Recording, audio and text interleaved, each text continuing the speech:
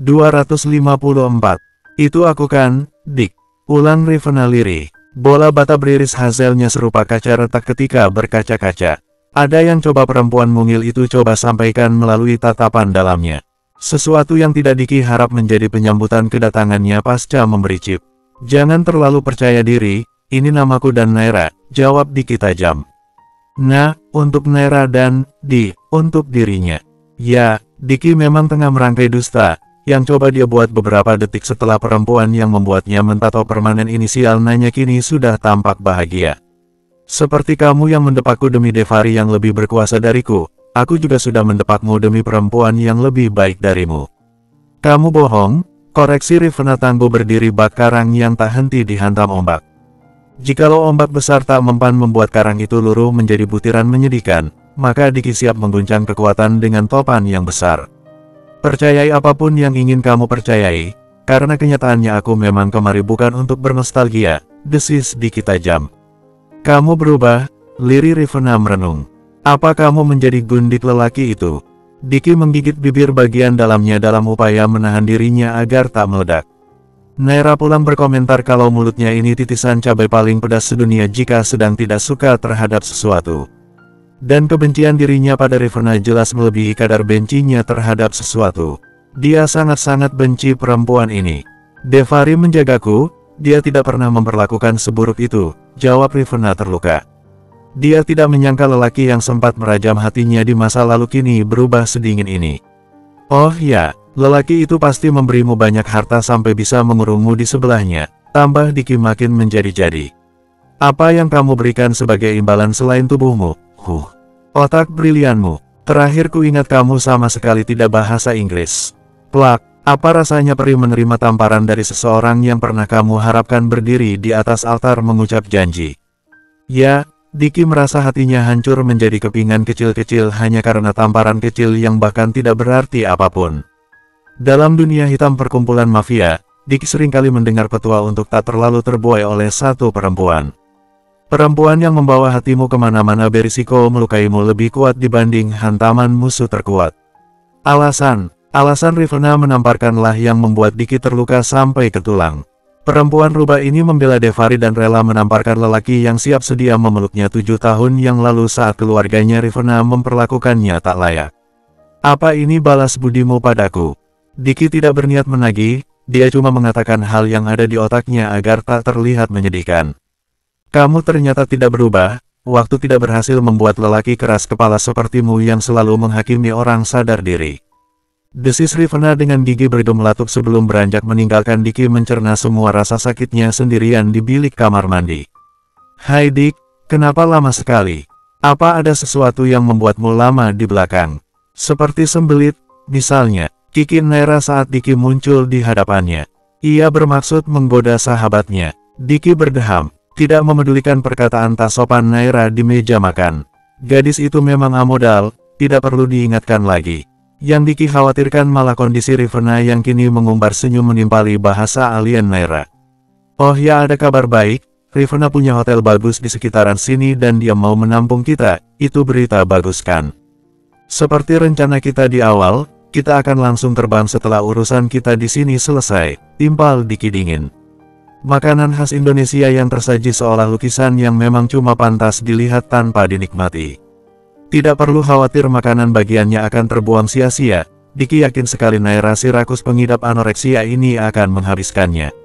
Serius ini, mantan pacarmu menawari penginapan di Hotel Bintang 5 dengan pelayanan eksklusif, dan kamu memilih berada di markas Free Fire yang pengap dan bau sampah, itu.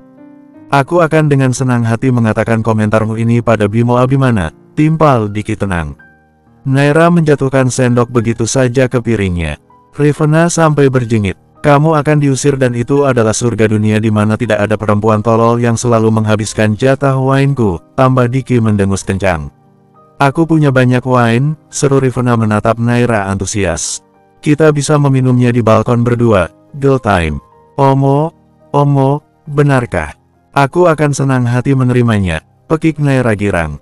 Berhenti melakukan kebaikan omong kosongmu itu. Tidak ada alasan bagimu memberi kami kepalsuan itu. Naira sudah hendak menyela karena berpikir ucapan dingin nun tajam Diki diutarakan kepadanya.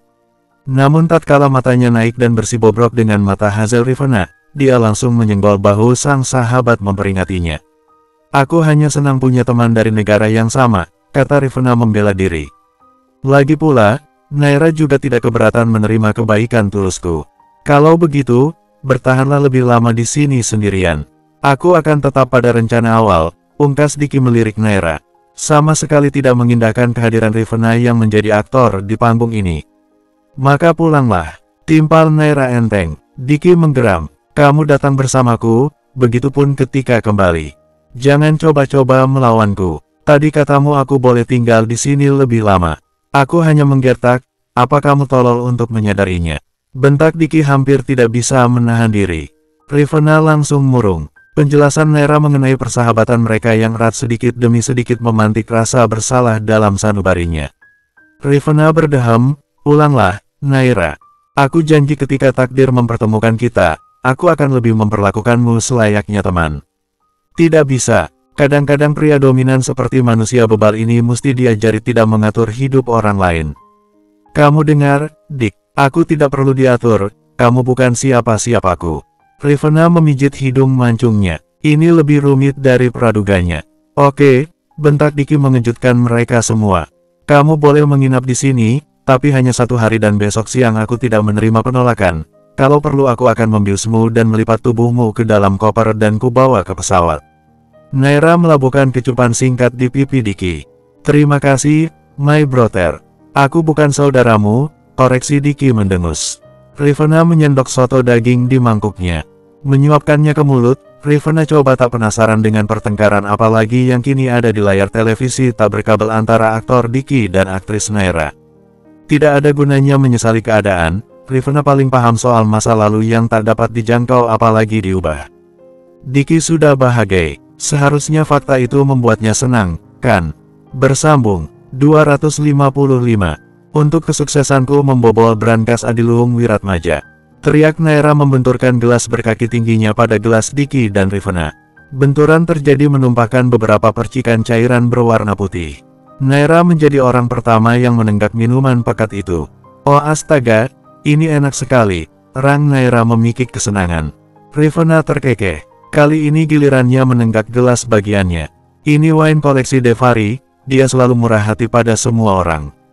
Dia terlalu dingin, aku sempat berpikir kalian suami istri melihat tatapan memuja Devari padamu. Kiki Naira meraih botol wine dan mengisi gelasnya lagi.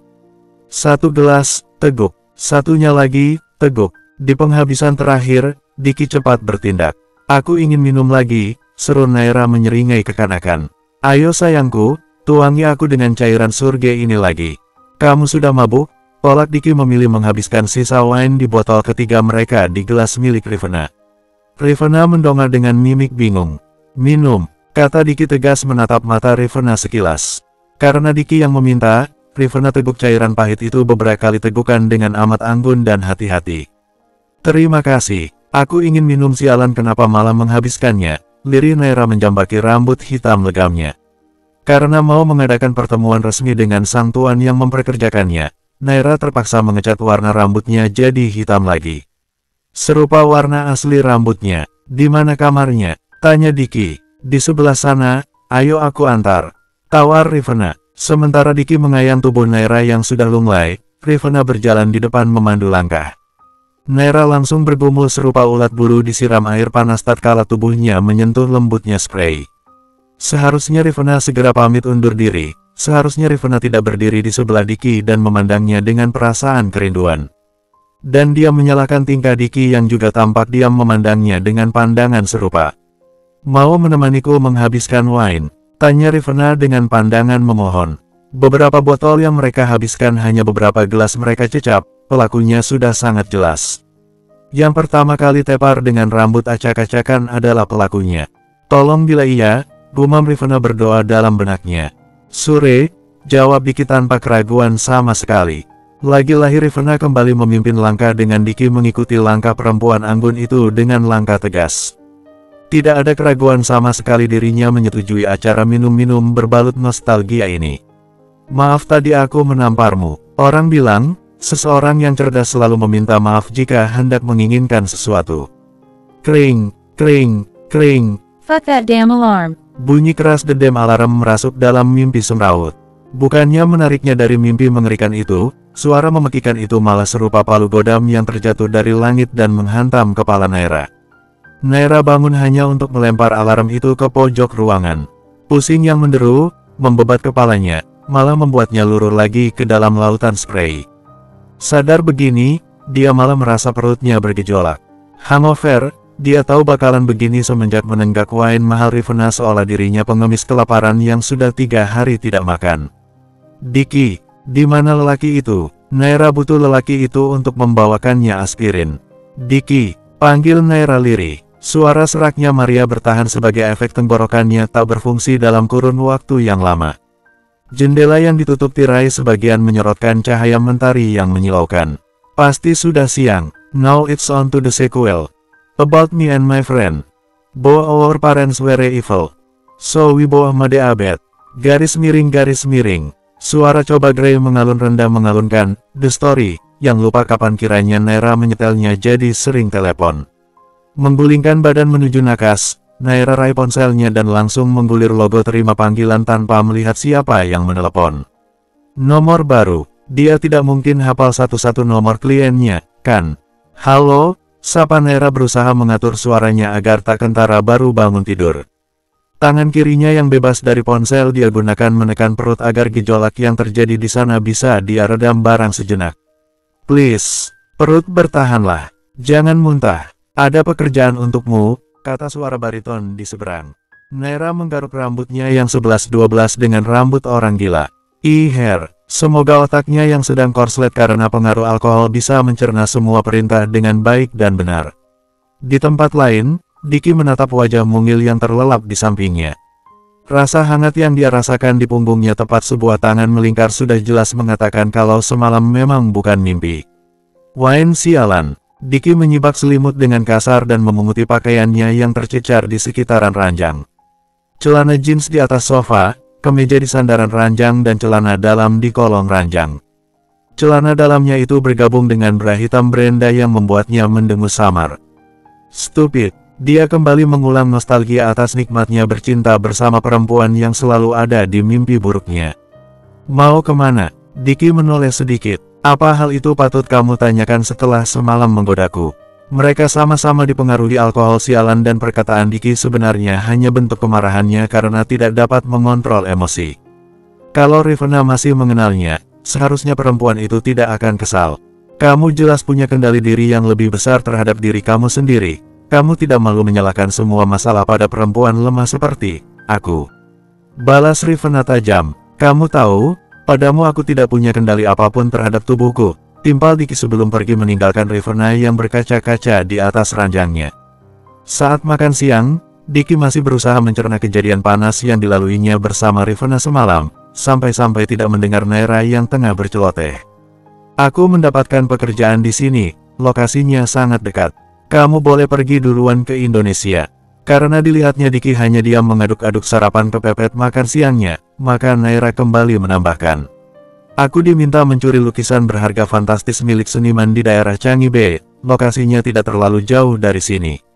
Mereka memberikan imbalan yang bagus. Dick, are you okay? I'm okay, lirih Diki menghela napas.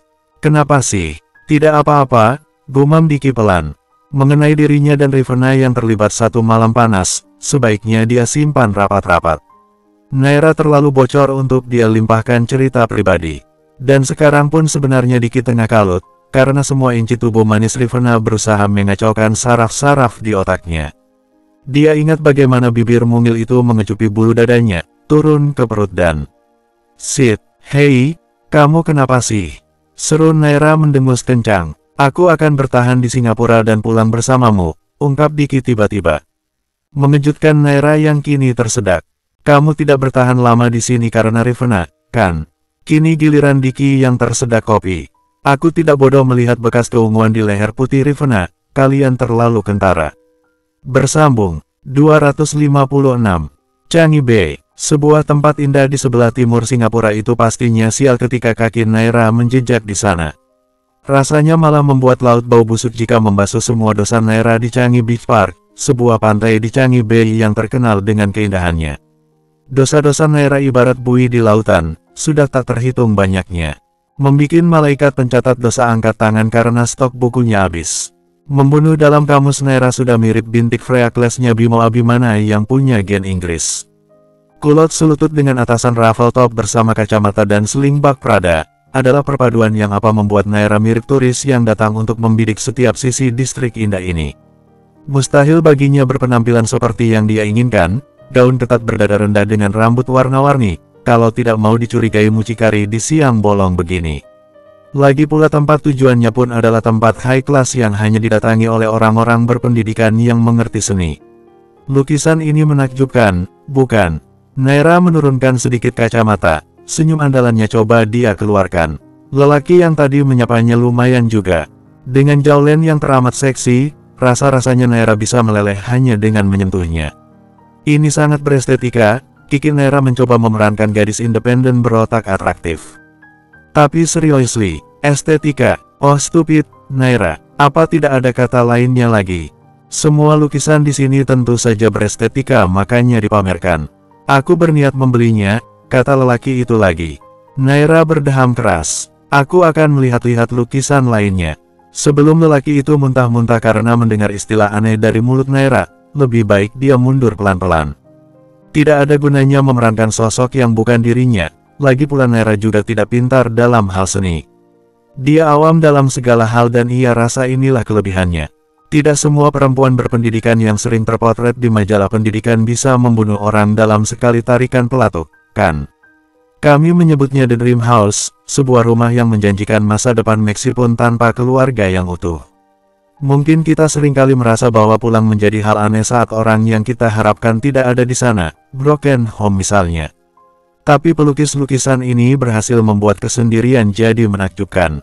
Dia menciptakan robot yang bisa berubah jadi orang yang kita inginkan. Broken home, dua kata itulah yang menjadi magnet agar Naira mendekat. Turut nimbrung jadi pendengar di sebuah lukisan yang tampaknya dijadikan mahakarya utama di pameran ini. Lukisannya sama sekali tak sederhana. Ada begitu banyak hal yang coba penulisnya sampaikan melalui seorang anak lelaki yang tampak girang memeluk robot yang balas memeluknya kaku. Tapi dia tidak tersenyum, bocah itu sedih, kata Naira spontan. Kerumunan menyeruak seiring dengan rasa penasaran yang membuat mereka berebutan melirik Naira. Bocah itu tak bahagia, pungkas Naira datar. Ya, meskipun dinamakan The Dream House, tapi pada kenyataannya setiap mimpi tidak membawa kebahagiaan. Pelukisnya sendiri merupakan anak broken home yang pernah melakukan upaya bunuh diri untuk menarik perhatian orang tuanya yang sudah bercerai. Kedua orang tuanya datang memberinya semangat tapi dia tahu semua itu cuma karena keterpaksaan. Jelas si pemandu tersebut tersenyum penuh arti pada gadis berkacamata hitam. Kamu, kan? Excuse me, pelukis gambar ini kamu, kan? Maaf kalau salah, tapi senyumanmu padaku terasa mirip dengan bocah di dalam lukisan. Senyumanmu amat palsu. Selepas berkata seperti itu, Naira pindah ke lukisan berikutnya. Dia pura-pura tidak notis atensi pengunjung kini berada pada langkahnya. Naira ingin sekali menambahkan, kalau lelaki itu setidaknya beruntung mendapatkan perhatian yang meskipun palsu dari kedua orang tuanya, sementara Naira sama sekali jauh dari keberuntungan. Ayahnya hidup dengan keserakahan dan ibunya mati mengenaskan. Dia cuma punya Geraldine, Miranda dan Arai. Dan itulah yang memberinya kehidupan sekarang. Maaf Nyonya, Anda dilarang masuk ke tempat itu. Itu kawasan pribadi. Naira memegang erat tali yang memang menjadi penghalang. Oh oke, easy, I'm sorry. Di luar aman, masuklah. Hati-hati, Naira mengangguk pada lorong panjang yang kosong. Tapak kakinya bergema seiring langkah demi langkah dia kejar untuk masuk lebih dalam. Lukisannya tidak ada di mana-mana, lirik Naira membenarkan handsfree di telinga kanannya. Alat komunikasi itu tak kentara dengan topi hitam yang memenuhi kepala bahkan sampai telinganya ini. Again, dia melakukan pencurian dengan membius satu pegawai. Minta maaf kepada pegawai tersebut, karena harus terikat di kamar mandi umum di bawah kloset yang bau bangkai. Dibanding memikirkan kondisi pegawai tersebut, Naira lebih bingung memikirkan bagaimana perempuan malang itu bisa keluar di saat tubuhnya hanya berbalut dalaman. Mereka tidak mungkin menyimpan lukisan seharga triliunan itu di tempat yang mudah dijangkau, kata Diki terdengar menggerutu. Sebelum membiarkan Naira berkonsentrasi memindai segala sisi, lelaki itu kembali menambahkan, jangan matikan handsfree. Setidaknya sampai kamu keluar dari rumah aneh pelukis itu dengan lukisan ataupun tanpa lukisan. Naira memutar bola mata. Aku tidak akan dari labirin memuakan ini tanpa lukisan. Naira berbelok ke lorong di kanannya dan terantuk sesuatu yang keras dan kokoh. Maaf, kata Naira menunduk dalam. Ia amat berharap lelaki yang dia tabrak dadanya itu tak menyadari kalau dirinya sebatas penyamaran. Naira bersiap melanjutkan langkah ke sisi jalan yang lain saat tangan lancang menarik topinya dan melemparnya ke ujung lorong mencipta suara gema. Rambut sebahu Naira jatuh ke sisi kerah jas hitam yang dia pakai. Oke, ini sudah keterlaluan. Diki pernah bilang kalau satu-satunya sifat tercela Naira yang paling merugikan Free Fire sekaligus menguntungkan adalah gampang emosian. Ya, dia memang seperti itu, dan dia tidak keberatan menonjok wajah lelaki ini atau barangkali mematahkan lehernya. Naira mendongak dengan wajah memerah dan dia terkesiap saat tangan lebar mendorong tubuhnya dan mencengkram lehernya sekuat tenaga ke tembok. Sial, desis Naira membuka mulut mengais-ngais udara. Dia kesulitan bernafas. Halo, Nay, are you okay? Apa ada sesuatu yang salah?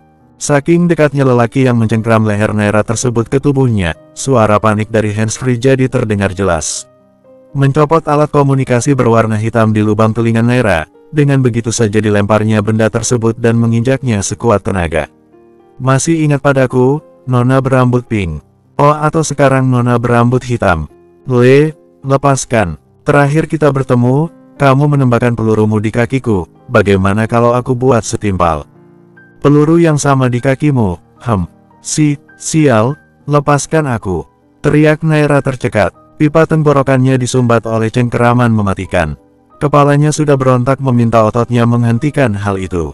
Tidak akan sebelum kamu merasakan apa yang aku rasakan, desis Alan menggeram. Bersambung. 257.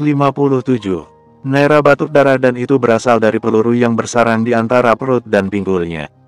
Detik ketika Alan membebat luka itu dengan robekan kemejanya, tidak henti mulut sensual itu meyakinkannya kalau luka itu tidak fatal.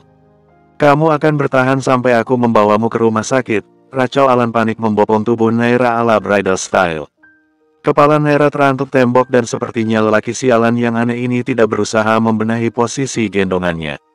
Tidak ada gunanya, semua ini tidak ada gunanya, lirih Naira terkikik. Dia tahu mulut terbukanya malah mengalirkan banyak darah menjijikan yang kini melumuri dagu kecilnya.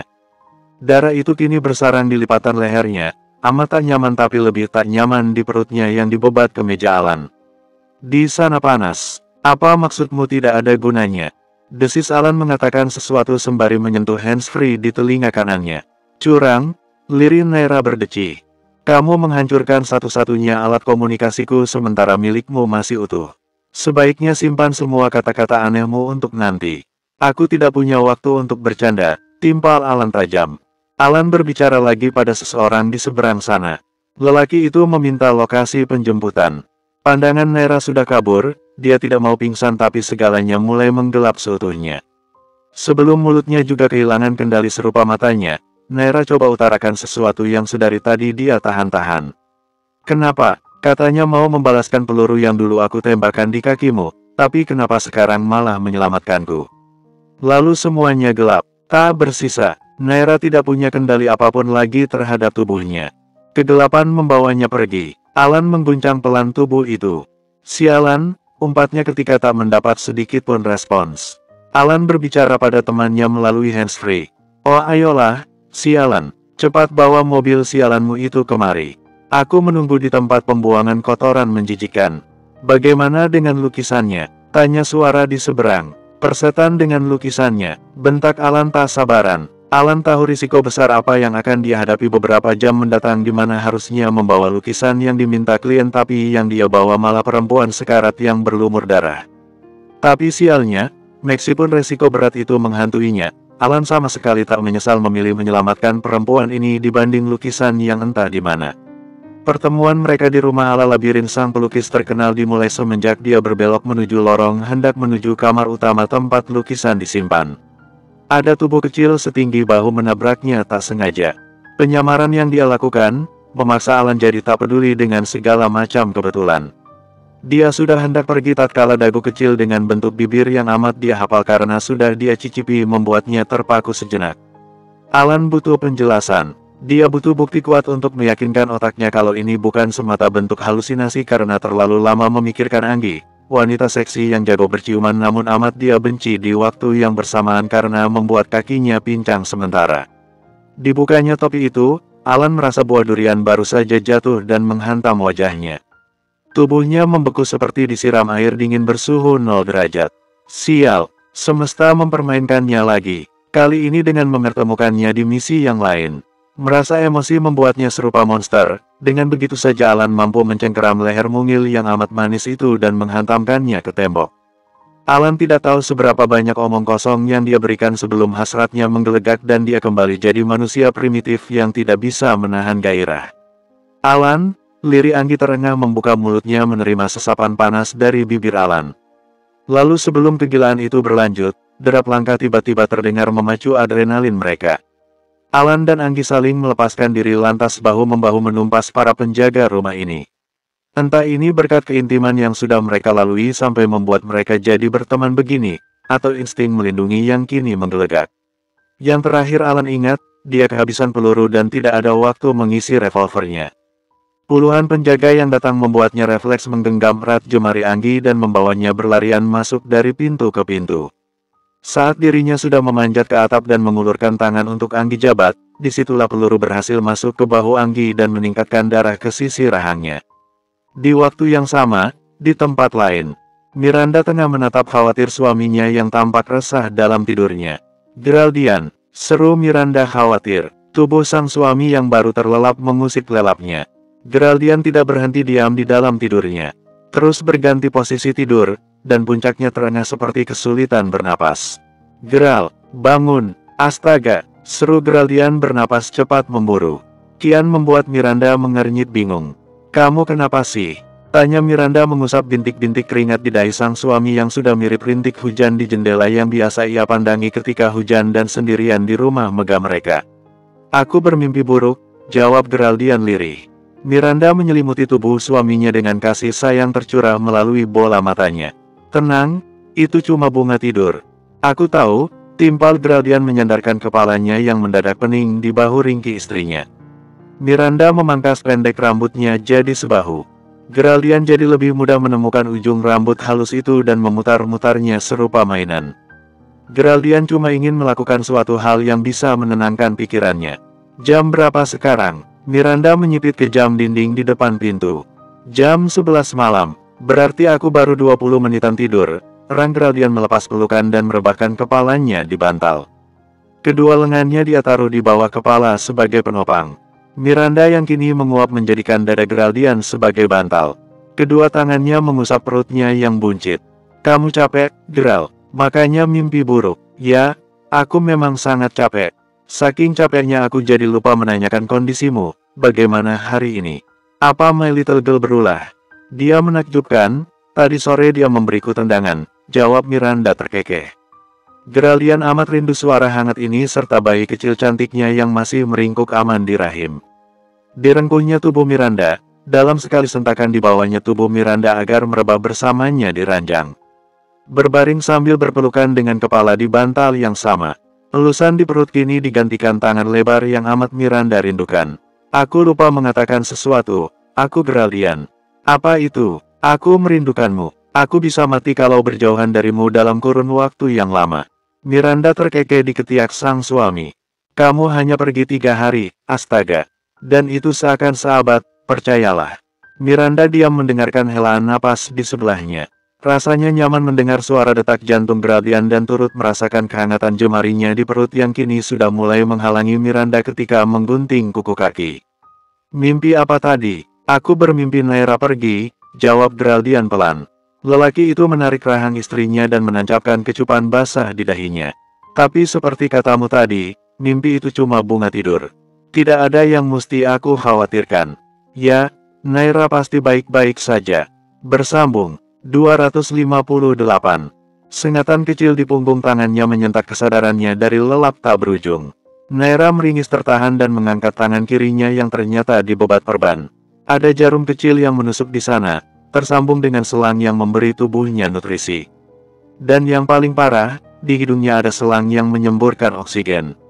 Tidak tahu bagaimana kronologinya, tiba-tiba dia bisa berpakaian pasien dan tidur di ranjang rumah sakit yang bau disinfektan.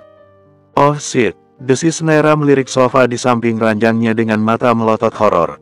Apa yang dilakukan lelaki sialan itu di ruangan rawatnya? Alan tidur menyamping di sofa kecil yang bahkan tidak menampung seluruh tubuh tinggi besarnya. Wajah tegasnya yang selalu waspada kini tampak rapuh terpejam begitu. Tanpa menunggu kesialan datang, Naira cabut paksa selang infus di punggung tangannya. Perih yang bercampur dengan rasa panas membuat bibirnya mengeluarkan erangan. Tanpa berusaha melukai hidungnya, Naira juga melepas selang oksigen. Dengan spray ranjang putih bersih tanpa noda, dia usap darah yang keluar dari punggung tangannya. Sit, umpatan kedua, Naira menurunkan kedua kakinya ke lantai dan mengikuti perintah otaknya untuk bergegas melarikan diri. Alan memang membawanya ke rumah sakit. Naira tidak tahu seberapa lama dia di rumah sakit menyebalkan ini dan berapa nominal yang harus lelaki itu keluarkan. Namun memikirkan alasan kebaikan Alan yang di luar akal sehat, Naira lebih takut memikirkan pembalasan apa saja yang sedang Alan rencanakan atas peluru yang Naira tembakkan di kakinya. Baru 2 langkah kakinya menjejak, rasa menyengat di antara perut dan pinggangnya membuatnya menjerit keras. Serius ini? Dia lupa alasan utamanya terbaru yang menyedihkan di ranjang rumah sakit ini karena peluru sialan di samping pinggangnya. Ini menyedihkan, dan Naira paling anti terlihat menyedihkan. Tubuhnya luruh ke lantai dengan kedua tangan memeluk pinggangnya tepat lilitan perban membebatnya. Namun sebanyak apapun rasa sakit yang dia derita, keinginan untuk melarikan diri itu sama sekali tidak luruh. Dia malah semakin ingin lari. Halo, selamat pagi, Mbak. Mbak pasien kamar nomor 3 kan? Astaga, kamu mengagetkanku, seru Naira meraba jantungnya. Mbak suster yang menatap ramah itu kini mulai menyipit curiga. Tanpa mengatakan apapun, Naira pacu langkah lagi melewati lorong sepi dengan kondisi kakinya yang telanjang. Dia harus segera pergi dari rumah sakit ini.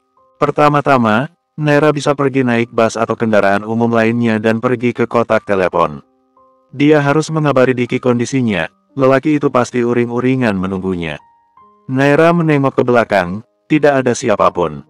Dia berbelok ke lorong yang sepertinya menuju pintu masuk.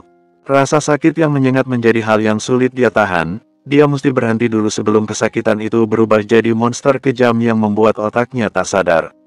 Naira meringis tertahan, ingin meminta obat yang setidaknya membuat lukanya tidak manja pada suster yang lewat, namun rasanya amat mencurigakan. Setidaknya jika dia hendak menerima pengobatan, dia pasti akan dibawa ke ruangannya. Lebih baik sakit selamanya dibanding kembali bertemu Alan. Pikiran terakhir itulah yang Naira pikirkan sebelum cengkaram kuat di lengannya membuatnya refleks menghindar dengan gerakan bela diri yang dia hafal di luar kepala.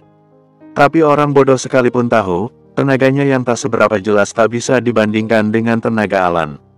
Ya, lelaki itu kini mendesis geram menatap bola matanya dengan tajam. Apa yang kamu lakukan dengan lari seperti ini? Ha! Bentak Alan keras. Naira melarikan matanya mondar-mandir mencari bala bantuan. Ada suster yang mendorong keranjang operasi baru muncul dari lorong.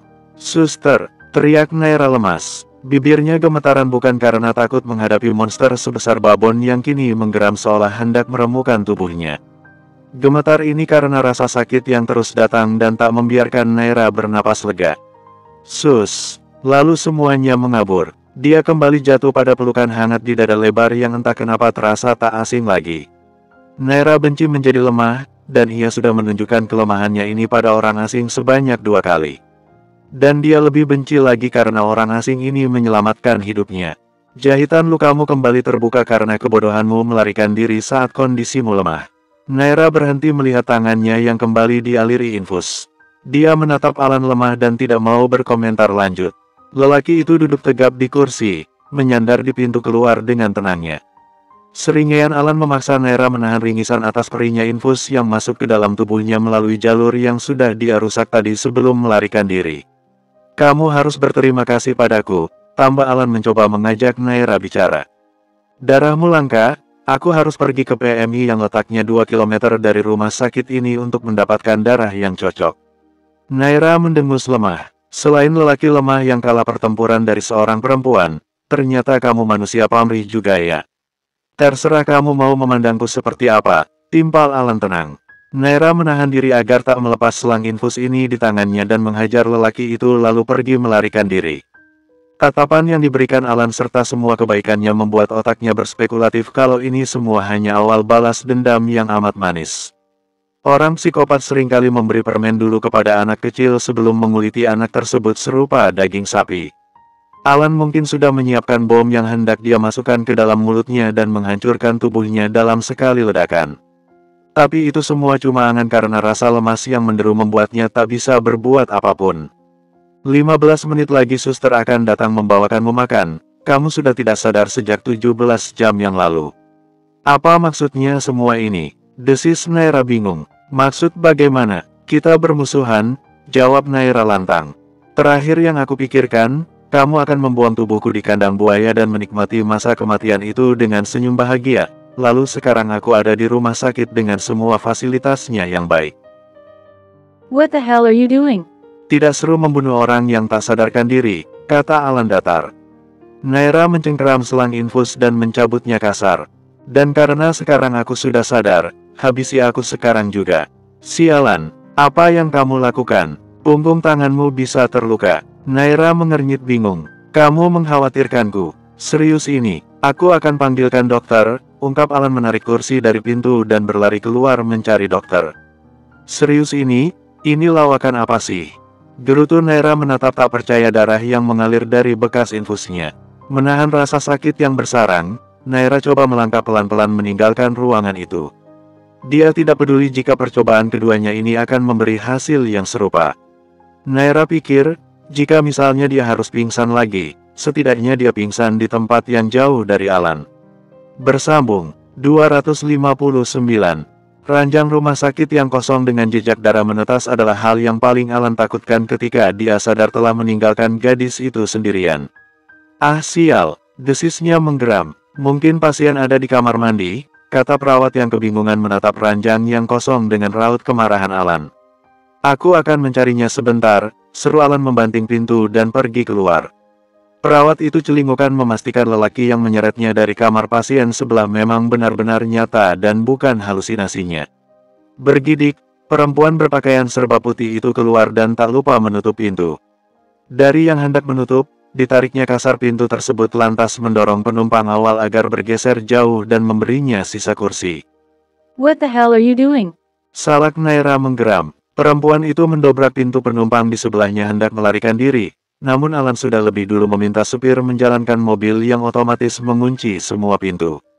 Buka pintu sialan ini, jangan dengarkan dia, kata Alan menyorot serius bola mata penasaran supir taksi yang tampaknya bisa bahasa Melayu. Oh serius ini, dia orang asing. Bentak Naira merangsek ke depan meminta supir menghentikan laju kendaraan. Satu kali sentakan, Alan membawa bahu ringkih itu kembali bersandar di sandaran kursi. Kami sedang bertengkar, dia salah paham aku selingkuh dengan temanku, kata Alan pada si supir yang lantas membuat lelaki paruh baya itu mengangguk-anggukan kepalanya mengerti. Oh ayolah, apa maksudmu berbicara seperti itu? Salak Naira menggeram, aku sama sekali tidak mengenalmu. Perempuan marah memang mengerikan, tambah Alan menatap spion depan, mengacuhkan geraman Naira. Jangan salah paham ya, Mbak. Kesalahpahaman seharusnya diselesaikan dengan bicara bukan dengan melarikan diri, kata si sopir menatap sungkan Naira yang kini terang-terangan memberinya pelototan. Tuh dengerin, sambut Alan melirik Naira. Omong-omong, ini mau kemana ya, Pak? Aku mau ke alamat ini aja, Pak. Setelah Alan menyebutkan sebuah alamat yang tidak Naira pahami. Itu rumah kami berdua. Hei, hardik Naira, tenanglah. Seperti kata bapak ini, kita harus menyelesaikan kesalahpahaman ini dengan bicara dan kita butuh ruang privasi agar kepala cantikmu ini paham kata-kataku. Persetan dengan semua omong kosongmu, desis Naira kehilangan kosakata untuk memberi sopir aneh itu untuk menghentikan taksinya. Bahu ringkih itu dicengkeram dan didorong memasuki rumah dingin yang amat menyeramkan karena menjadi satu-satunya bangunan di hutan pinus ini. Sejenak, Naira merasa Alan memang psikopat yang hendak menguliti tubuhnya dan memasukkan potongan dagingnya ke dalam sup berisi berbagai macam sayuran. Dia bergidik ngeri membayangkannya. Ini yang kamu pilih sendiri sejak awal. Desis Alan berdiri menjulang di depan Naira yang jatuh bersimpuh di lantai. Aku sudah memberimu pelayanan rumah sakit yang bagus dan kamu melarikan diri, jadi kuartikan hal itu sebagai pilihan. Naira memperhatikan sekitar. Rumah ini tampak dingin dan tak tersentuh. Ini rumahmu. Ya, kenapa membawaku ke sini? Apa ini semacam tur pribadi? Tanya Naira mencemooh. Terserah apa katamu, jawab Alan dingin dan melempar sesuatu. Naira memungut kapas dan obat merah yang Alan lemparkan ke pangkuannya. Terima kasih, anyway. Salahmu sendiri memilih pergi, jadi obati dirimu sendiri. Kendati heran dengan segala kebaikan ini, tak ayal Naira tetap menuangkan obat merah itu di punggung tangannya yang terkoyak. Tanpa ekspresi, seolah saraf yang membawa impuls rasa sakitnya putus, Naira menutup mukanya dengan kapas. Ketika selesai, dia mendongak dan tak tahu kenapa jantungnya seolah berhenti melihat Alan tak beranjak dari tempat dan kini tengah memandangnya. Kenapa memandangku seperti itu? Tanya Naira mendengus. Aku sedang tidak menerima calon manusia bucin yang bersujud di kakiku. Naira tidak sedang percaya diri Alan menatapnya karena tertarik. Dia cuma mengatakan apa yang ada di pikirannya saat ini agar tak terlihat diam menyedihkan. Apa itu bucin? Naira mendengus. Lupakan. Lelaki itu mengotak-atik ponselnya, mengetik sesuatu. Senyum meremehkannya muncul setelah ponsel itu kembali masuk saku celananya. Kamu tidak memiliki sesuatu yang membuatku tergila-gila. Kalau kamu lupa, tingkahku itu ibarat sapi gila yang menciumiku brutal di pertemuan pertama. Apa itu tidak masuk kategori tertarik?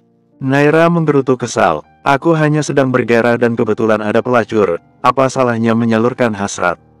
Lelaki ini keterlaluan. Naira memang jahat sejak awal karena membuat lelaki itu pincang. Tapi di balik itu semua Naira hanya melakukan perlindungan diri dari ancaman bahaya. Dia perempuan yang menomorsatukan perasaan dan ucapan Alan benar-benar keterlaluan.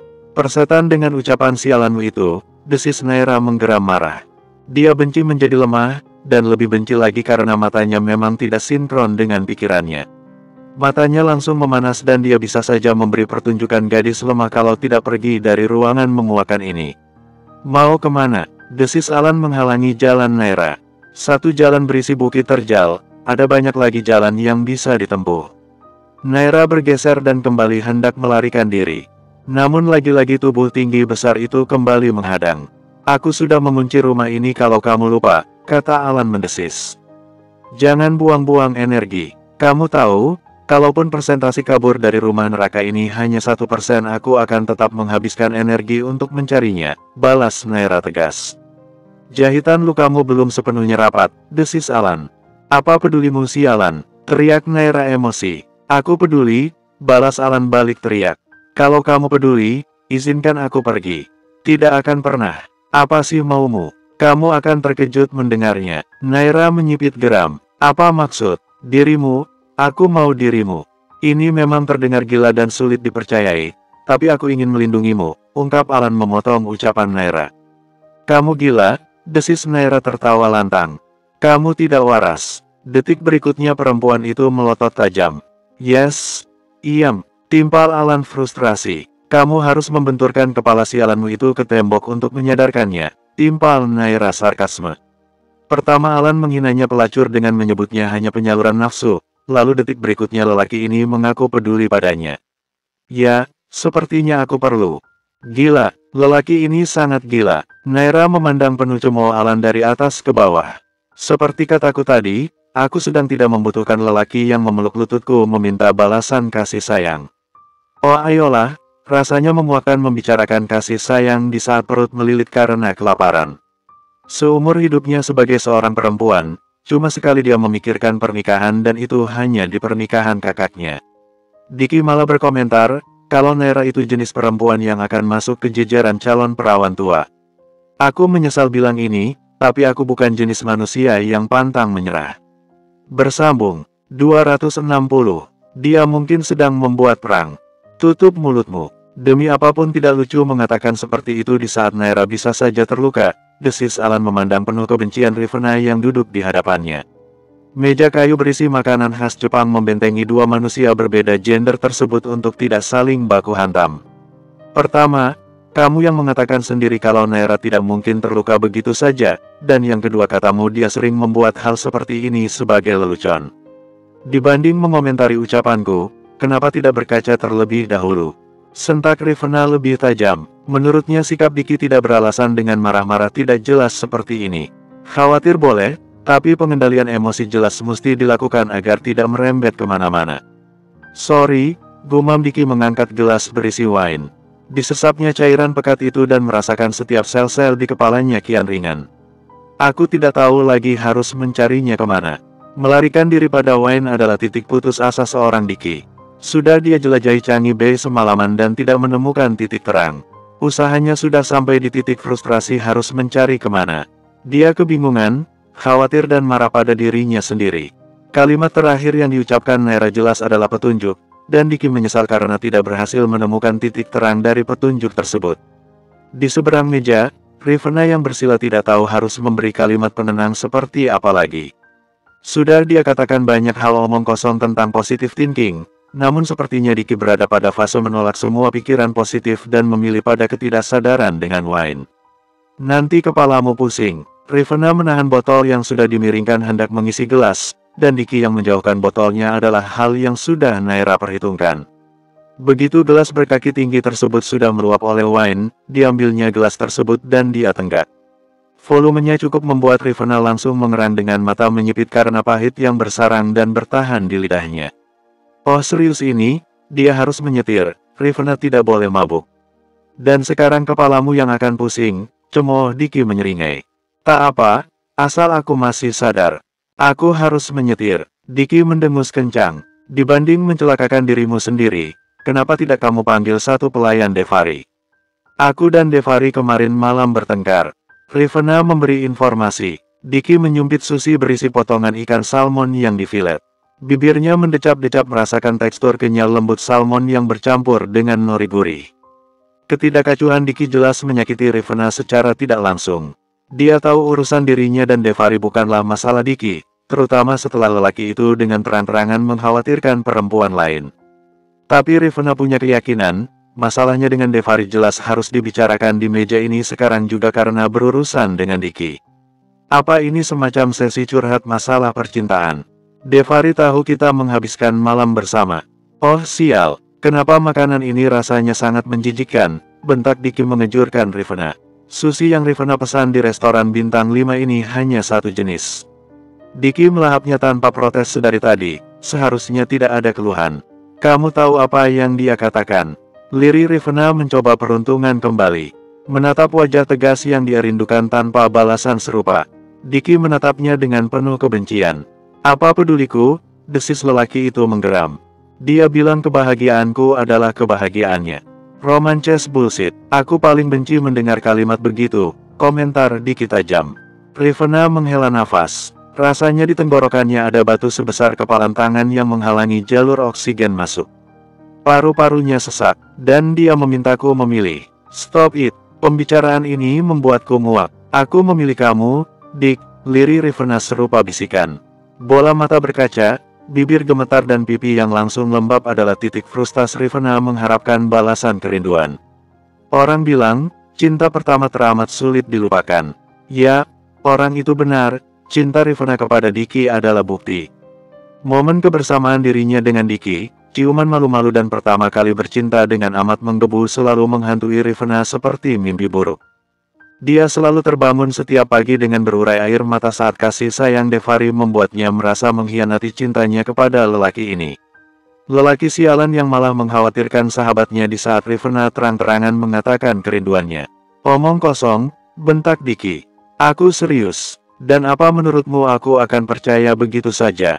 Aku tidak pernah bisa berbohong padamu.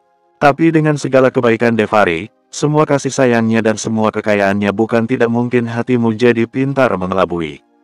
Bila lisan tak mampu membenarkan apa yang sudah digariskan, maka Naira coba memberi Diki kesungguhan melalui sorot mata sungguh-sungguh. Katanya mata tidak pernah berbohong, dia berharap Diki mampu mempercayai satu-satunya kesungguhan Rivena. Bahkan dengan segala kesempurnaan Devari, hatiku sudah tertutup dan digembok dari luar. Kamu jelas tahu di tangan siapa kunci untuk membuka hatiku itu berada. Diki menggeram marah, makin menunjukkan emosinya saat Rivena lancang menggenggam jemarinya di meja. Devari menawarkan kebebasan. Apa kamu mau membawaku bersamamu? Mengulang masa-masa indah. Bercinta di bawah matahari tenggelam keperaduan, berciuman di antara debur ombak dan merencanakan masa depan yang dulu sempat mereka bangun. Aku tidak bisa, jawab Diki. Please. Atas pernyataan cinta yang memuakan Alan padanya, Naira sama sekali tak menyesal menjawab tajam dengan nada penuh cemooh. Seperti kataku tadi, aku sedang tidak membutuhkan lelaki yang memeluk lututku meminta balasan kasih sayang. Terikat bersama lelaki adalah satu-satunya yang Naira hindari sekarang, tahun yang akan datang dan mungkin selamanya. Dia tidak masalah harus menjadi perawan selamanya asal hidupnya bebas, bahagia dan dapat dia kontrol sendiri. Aku menyesal bilang ini, tapi aku bukan jenis manusia yang pantang menyerah. So what? Masalah perasaan jelas bukan hal yang bisa kamu usahakan, men. Kata siapa? Naira menyipit marah. Hentikan omong kosong ini. Terakhir kali ku ingat kamu menatapku marah dan mengatakan ancaman ingin membunuhku habis-habisan. Setan mana yang merasukimu sekarang? Aku sedang waras dan tidak dirasukin setan manapun, timpal Alan serius. Persetan dengan semua pembicaraan aneh ini. Ini membingungkan. Sikap Alan yang aneh membuatnya tak habis pikir. Dan terjebak di rumah pinus sendirian bersama orang aneh jelas lebih tak habis pikir. Naira tiba-tiba merasakan sengatan menyakitkan di kepalanya. Sial, desisnya meringis. Kamu masih belum boleh pulang dari penanganan medis. Aku tahu, tapi terjebak di sana jelas bukan keinginanku. Dan pilihanmu lebih menakutkan, karena kamu sekarang ada di rumahku. Naira mendelik, ini juga bukan pilihanku sialan. Luka di perutmu kembali berdarah, desis Alan berderap mendekat. Naira menurunkan pandangan dan entah kenapa darah yang membuat pakaian rumah sakitnya jadi dua warna seolah pusaran angin yang menarik kesadarannya ke sana. Terakhir yang dia ingat, wajah panik Alan membayang. Mungkin efek dari rasa sakit, sejenak saja pikirannya percaya bahwa lelaki ini memang peduli. Tapi kenapa? Apa ini termasuk takdir aneh semesta untuknya? Bersambung.